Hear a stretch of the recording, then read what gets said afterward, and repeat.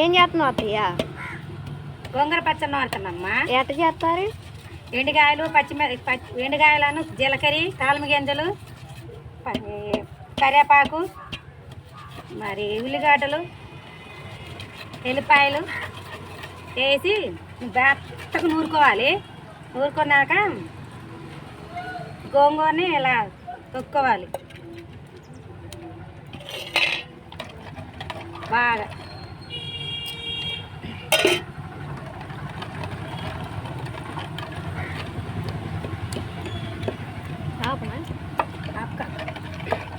బాగా మెత్తగా నూరుకుంటే మంచి పడుతుంది.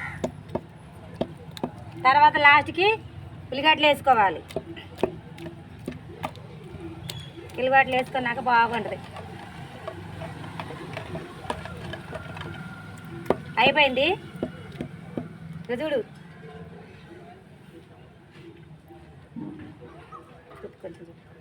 ఉప్పు కారం జాలిందని టేస్ట్ చూడాలి. నిన్ను చెప్పేయాలి. గోపురందు కావాలా గోంగూర పచ్చడి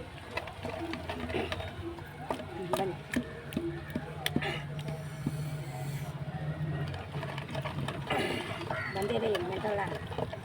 అది అవ్వాల.